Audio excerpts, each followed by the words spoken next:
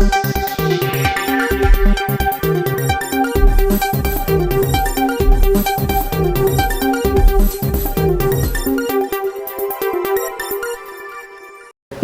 ಈ ನ್ಯೂಸ್ ಟಿವಿಯ ಸ್ಪೀಡ್ ನ್ಯೂಸ್ಗೆ ಸ್ವಾಗತ. ದೇಶ ಮತ್ತು ರಾಜ್ಯದ ಸಮಗ್ರ ಸುದ್ದಿಗಳು ಹಾಗೂ ಸ್ಥಳೀಯ ವಿದ್ಯಮಾನಗಳ ಪಟಾಪಟ್ ಸುದ್ದಿಗಳು. ಬಂಡೀಪುರದ ತರಕಾರಿ ರಾಜ ಕಾಡಾನೆ ಮತ್ತೆ ರಸ್ತೆಗಿಳಿದು ವಾಹನ ಸವಾರರಲ್ಲಿ ಆತಂಕ ಮೂಡಿಸಿದೆ. ಕಾರುಗಳ ಬಳಿಗೂ ತೆರಳಿ ದಾಳಿ ನಡೆಸಿದ ಆನೆಯಿಂದ ಪ್ರಯಾಣಿಕರು ಭಯಭೀತರಾಗಿದ್ದಾರೆ. ಚಾಮರಾಜನಗರದಲ್ಲಿ ಹಲವು ದಿನಗಳಿಂದ ಸೈಲೆಂಟ್ ಆಗಿದ್ದ ಬಂಡೀಪುರದ ತರಕಾರಿ ರಾಜ ಕಾಡಾನೆ ಮತ್ತೆ ರಸ್ತೆಗಿಳಿದು ವಾಹನ ಸವಾರರಲ್ಲಿ ಆತಂಕ ಮೂಡಿಸಿದೆ. ಚಾಮರಾಜನಗರ ಜಿಲ್ಲೆಯ ಗುಂಡ್ಲುಪೇಟೆ ತಾಲೂಕಿನ ಬಂಡೀಪುರ ಕೆಕ್ಕನಹಳ್ಳ ರಸ್ತೆಯಲ್ಲಿ ಆಹಾರ ಅರಸಿ ಬಂದ ಆನೆ ರಸ್ತೆಯಲ್ಲಿ ಸಂಚರಿಸುತ್ತಿದ್ದ ಕಾರುಗಳ ಬಳಿ ತೆರಳಿ ದಾಳಿ ನಡೆಸಿದೆ.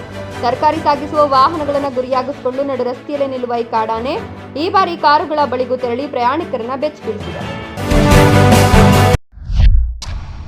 ಮಳೆಯ ಕೊರತೆಯಿಂದ ತುಂಗಭದ್ರಾ ನದಿಯಲ್ಲಿ ನೀರಿನ ಹರಿವು ತೀವ್ರವಾಗಿ ಕುಸಿದಿದ್ದು ಕೊಪ್ಪಳ ಜಿಲ್ಲೆಯ ಹಲವು ಭಾಗಗಳಲ್ಲಿ ಸಾವಿರಾರು ಮೀನುಗಳು ಸಾವನ್ನಪ್ಪಿವೆ.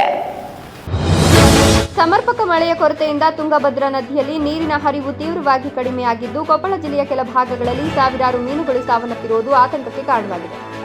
ಕಾರಟಗಿ ತಾಲೂಕಿನ ಸಿದ್ದಾಪುರ ಹೋಬಳಿಯ ಕಕ್ಕರಗೋಳ ಹಾಗೂ ನಂದಿಹಳ್ಳಿ ಗ್ರಾಮಗಳ ಸಮೀಪ ತುಂಗಭದ್ರಾ ನದಿಯ ಪಾತ್ರ ಬಹುತೇಕ ಒಣಗಿದ್ದು ಅಲ್ಲಲ್ಲಿ ಕೆಸರುಮಯ ಹಾಗೂ ನಿಂತ ನೀರಿನ ಗುಂಡಿಗಳು ಮಾತ್ರ ಉಳಿದಿವೆ. ಪರಿಣಾಮ ನದಿಯ ದಡದಲ್ಲಿ ಸತ್ತ ಮೀನುಗಳು ಮತ್ತು ಒಣಗಿದ ಪಾಚಿಗಳು ಕಾಣಿಸಿಕೊಂಡಿವೆ. ಕೊಪ್ಪಳ ಜಿಲ್ಲೆಯ ಕುದ್ರಿಮೋತಿ ಗ್ರಾಮದಲ್ಲಿ ವಿದ್ಯುತ್ ಸ್ಥಾವರ ವಿಚಾರವಾಗಿ ನಡೆದ ಗಲಾಟೆಯಲ್ಲಿ ರೈತರೊಂದಿಗೆ ಪಿಎಸ್ಎ ದುರ್ವರ್ತನೆ ನಡೆಸಿದ್ದಾರೆ ಎಂಬ ಆರೋಪ ಕೇಳಿಬಂದಿದೆ. ಕೊಪ್ಪಳ ಜಿಲ್ಲೆಯ ಯಲಬುರ್ಗಾ ತಾಲೂಕಿನ ಕುದ್ರಿಮೋತಿ ಗ್ರಾಮದಲ್ಲಿ ವಿದ್ಯುತ್ ಸ್ಥಾವರ ಅಳವಡಿಕೆ ವಿಚಾರವಾಗಿ ರೈತರು ಹಾಗೂ ಪೊಲೀಸರ ನಡುವೆ ವಾಗ್ವಾದ ನಡೆದಿದೆ. ಇದೇ ವೇಳೆ ಬೇವೂರು ಪೊಲೀಸ್ ಠಾಣೆಯ ಪಿಎಸ್ಐ ಗುರುರಾಜ್ ರೈತರ ಮೇಲೆ ದೌರ್ಜನ್ಯ ಎಸಗಿದ್ದಾರೆ ಎಂಬ ಆರೋಪ ಕೇಳಿಬಂದಿದೆ. ರೈತರನ್ನ ಏಕವಚನದಲ್ಲೇ ನಿಂದಿಸಿ ಅವಾಚ್ಯ ಶಬ್ದಗಳಿಂದ ಮಾತನಾಡಿದ್ದಾರೆ ಎನ್ನಲಾಗಿದ್ದು ಈ ಸಂಬಂಧ ವಿಡಿಯೋ ಸಾಮಾಜಿಕ ಜಾಲತಾಣಗಳಲ್ಲಿ ವೈರಲ್ ಆಗಿದೆ. ಉತ್ತರ ದಕ್ಷಿಣ ಸುರಂಗ ರಸ್ತೆ ಯೋಜನೆಗಾಗಿ ಲಾಲ್ಬಾಗ್ನ 5 ಎಕರೆ ಜಾಗ ಬಳಸುವ ಸರ್ಕಾರದ ಪ್ರಸ್ತಾವನೆಗೆ ತೀವ್ರ ವಿರೋಧ ವ್ಯಕ್ತವಾಗಿದೆ. ಹೆಬ್ಬಾಳ ಮತ್ತು ಸಿಲಿಕ್ ಬೋರ್ಡ್ ಅನ್ನು ಸಂಪರ್ಕಿಸುವ ಉದ್ದೇಶಿತ ಉತ್ತರ ದಕ್ಷಿಣ ಸುರಂಗ ರಸ್ತೆ ಯೋಜನೆಗಾಗಿ ಐತಿಹಾಸಿಕ ಲಾಲ್ಬಾಗ್ ಸಸ್ಯಶಾಸ್ತ್ರೀಯ ಉದ್ಯಾನವನದ 5 ಎಕರೆ ಜಾಗವನ್ನು ಬಳಸಿಕೊಳ್ಳುವ ರಾಜ್ಯ ಸರ್ಕಾರದ ಪ್ರಸ್ತಾವನೆಗೆ ತೀವ್ರ ವಿರೋಧ ವ್ಯಕ್ತವಾಗಿದೆ. ಬೆಂಗಳೂರು ದಕ್ಷಿಣ ಲೋಕಸಭಾ ಕ್ಷೇತ್ರದ ಸಂಸದ ತೇಜಸ್ವಿ ಸೂರ್ಯ ಅವರು ಭಾನುವಾರ ಲಾಲ್ಬಾಗ್ನಲ್ಲಿ ಲಾಲ್ಬಾಗ್ ಮಾರಾಟಕ್ಕಿದೆ ಎಂಬ ಸಂದೇಶವಿರುವ ಕರಪತ್ರಗಳನ್ನು ವಿತರಿಸುವ ಮೂಲಕ ಸರ್ಕಾರದ ವಿರುದ್ಧ ಭಿನ್ನ ಶೈಲಿಯ ಪ್ರತಿಭಟನೆ ನಡೆಸಿದ್ದಾರೆ. ನೀಟ್ ಪರೀಕ್ಷೆ ಅಕ್ರಮ ವಿರೋಧಿಸಿ ನಡೆದ ಚಲೋ ಸಂಸದ್ ಮೆರವಣಿಗೆಯಲ್ಲಿ ಪ್ರತಿಭಟನಾಕಾರರು ಮತ್ತು ಪೊಲೀಸರ ನಡುವೆ ಘರ್ಷಣೆ ನಡೆದಿದೆ. ಸಂಸತ್ತಿನ ಮುಂಗಾರು ಅಧಿವೇಶನದ ಮೊದಲ ದಿನವಾದ ಸೋಮವಾರ ನವದೆಹಲಿ ವ್ಯಾಪಕ ಉದ್ವಿಗ್ನತೆಗೆ ಸಾಕ್ಷಿಯಾಯಿತು. ಕಾಕ್ರೋಚ್ ಜನತಾ ಪಾರ್ಟಿ ಆಯೋಜಿಸಿದ್ದ ಚಲೋ ಸಂಸದ್ ಮೆರವಣಿಗೆಯನ್ನು ತಡೆಯಲು ಪೊಲೀಸರು ಲಾಠಿ ಪ್ರಹಾರ ನಡೆಸಿದಾಗ ಪೊಲೀಸರು ಹಾಗೂ ಪ್ರತಿಭಟನಾಕಾರರ ನಡುವೆ ಭಾರೀ ಘರ್ಷಣೆ ಸಂಭವಿಸಿತು. ನೀಟ್ ಪರೀಕ್ಷಾ ಅಕ್ರಮಗಳನ್ನು ಖಂಡಿಸಿ ಮತ್ತು ಕೇಂದ್ರ ಶಿಕ್ಷಣ ಸಚಿವ ಧರ್ಮೇಂದ್ರ ಪ್ರಧಾನ್ ಅವರ ರಾಜೀನಾಮೆಗೆ ಆಗ್ರಹಿಸಿ ಸಿಜೆಪಿ ಬೆಂಬಲಿಗರು ಜಂತರ್ ಮಂತರ್ನಿಂದ ಸಂಸತ್ತಿನತ್ತ ಮೆರವಣಿಗೆ ಹೊರಟಿದ್ರು. ಆದರೆ ಭದ್ರತೆಯ ದೃಷ್ಟಿಯಿಂದ ದೆಹಲಿ ಪೊಲೀಸರು ಆ ಮೆರವಣಿಗೆಗೆ ಯಾವುದೇ ಪುನರಾನುಮತಿ ನೀಡುವುದಿಲ್ಲ. ಪ್ರತಿಭಟನಾ ಪ್ರದೇಶ ಹೊರತುಪಡಿಸಿ 5ಕ್ಕಿಂತ ಹೆಚ್ಚು ಜನರು ಒಟ್ಟುಗೂಡೋದನ್ನು ಮತ್ತು ಮೆರವಣಿಗೆ ನಡೆಸೋದನ್ನು ಸಂಪೂರ್ಣವಾಗಿ ನಿಷೇಧಿಸಲಾಗಿತ್ತು. ಆ ಆದೇಶವನ್ನು ಉಲ್ಲಂಘಿಸಿ ಸಂಸತ್ತಿಗೆ ಮುತ್ತಿಗೆ ಹಾಕಲು ಯತ್ನಿಸಿದಾಗ ಪರಿಸ್ಥಿತಿ ಕೈಮೀರಿ ಗೊಂದಲದ ವಾತಾವರಣ ನಿರ್ಮಾಣವಾಯಿತು. ಅಮೆರಿಕ ಇರಾನ್ ಸಂಘರ್ಷದ ನಡುವೆ ಇರಾನ್ ಪಡೆಗಳು ಕುವೈತ್ನ ವಿದ್ಯುತ್ ಹಾಗೂ ನೀರು ಶುದ್ಧೀಕರಣ ಘಟಕವನ್ನು ಗುರಿಯಾಗಿಸಿಕೊಂಡು ದಾಳಿ ನಡೆಸಿವೆ. ಅಮೆರಿಕ ಮತ್ತು ಇರಾನ್ ನಡುವಿನ ಸಶಸ್ತ್ರ ಸಂಘರ್ಷ ದಿನದಿಂದ ದಿನಕ್ಕೆ ಅತ್ಯಂತ ಭೀಕರ ರೂಪ ಪಡೆದುಕೊಳ್ಳುತ್ತಿದೆ. ಇರಾನ್ ಪಡೆಗಳು ಕುವೈತ್ನ ಪ್ರಮುಖ ಅಲ್ ಸುಬಿಯಾ ವಿದ್ಯುತ್ ಉತ್ಪಾದನಾ ಕೇಂದ್ರ ಮತ್ತು ಉಪ್ಪು ನೀರನ್ನು ಕುಡಿಯುವ ನೀರನ್ನಾಗಿ ಪರಿವರ್ತಿಸುವ ಘಟಕವನ್ನು ಗುರಿಯಾಗಿಸಿಕೊಂಡು ದಾಳಿ ನಡೆಸಿದೆ. ಈ ದಾಳಿಯ ಪರಿಣಾಮವಾಗಿ ಉಂಟಾದ ಭಾರೀ ಸ್ಫೋಟದಿಂದಾಗಿ ಸ್ಥಾವರದಲ್ಲಿ ದಟ್ಟವಾದ ಕಪ್ಪು ಹೊಗೆ ಹಾಗೂ ಜ್ವಾಲೆಗಳು ಆವರಿಸಿದ್ದು ಕುವೈತ್ನ ಮೂಲ ಸೌಕರ್ಯಕ್ಕೆ ತೀವ್ರ ಹಾನಿಯಾಗಿದೆ.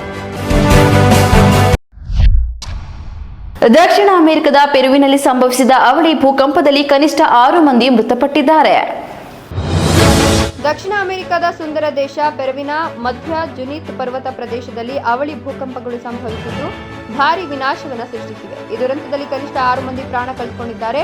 30ಕ್ಕೂ ಹೆಚ್ಚು ಜನರು ತೀವ್ರವಾಗಿ ಗಾಯಗೊಂಡಿದ್ದಾರೆ. 100 ಮನೆಗಳು ಉರುಳಿವೆ. 200ಕ್ಕೂ ಹೆಚ್ಚು ಜನರು ನಿರಾಶ್ರಿತರಾಗಿದ್ದಾರೆ. 2.5 ಹಾಗೂ 3.7 ತೀವ್ರತೆಯ ಭೂಕಂಪ ಸಂಭವಿಸಿದೆ.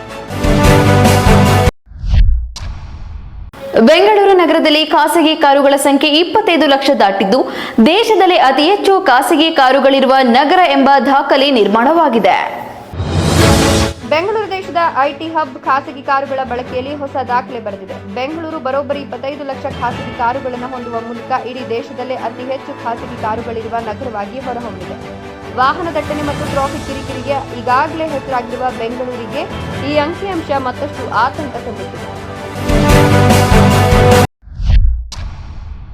ದಾವಣಗೆರೆಯಲ್ಲಿ ತಾಯಿಯ ಸಾವು ಸಹಜವಲ್ಲ ಎಂದು ಆರೋಪಿಸಿದ ಮಕ್ಕಳು ಸಮಾಧಿಯಿಂದ ಶವ ಹೊರತೆಗೆದು ಬೈಕ್ನಲ್ಲಿ ಆಸ್ಪತ್ರೆಗೆ ಕೊಂಡೊಯ್ದಿದ್ದಾರೆ.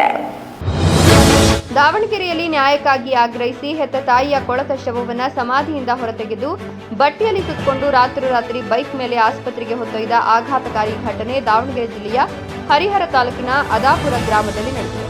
ಸುಮಾರು 79 ದಿನಗಳ ಹಿಂದೆ ಮೃತಪಟ್ಟಿದ್ದ ತಾಯಿಯ ಸಾವು ಸಹಜವಲ್ಲ, ಅದೊಂದು ಕೊಲೆ ಅಂತ ಆರೋಪಿಸಿ ಮಕ್ಕಳು ನಡೆಸಿದ ಈ ಭೀಕರ ಬೈಕ್ ಯಾತ್ರೆ ಈಗ ಇಡೀ ಜಿಲ್ಲೆಯನ್ನ ಬೆಚ್ಚಗೊಳಿಸಿದೆ.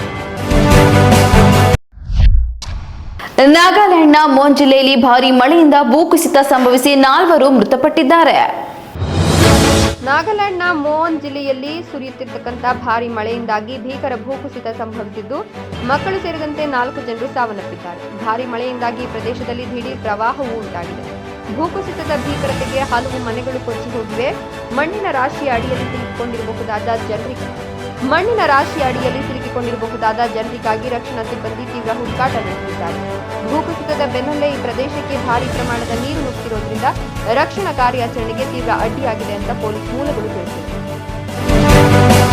ಈ ನ್ಯೂಸ್ ಟಿವಿಯ ಸ್ಪೀಡ್ ನ್ಯೂಸ್ ಜೊತೆಗೆ ತಪ್ಪದೆ ವೀಕ್ಷಿಸಿ. ಈ ನ್ಯೂಸ್ ಟಿವಿಯ ಮುಖ್ಯ ಸಂಚಿಕೆ ರಾತ್ರಿ 8:30ಕ್ಕೆ.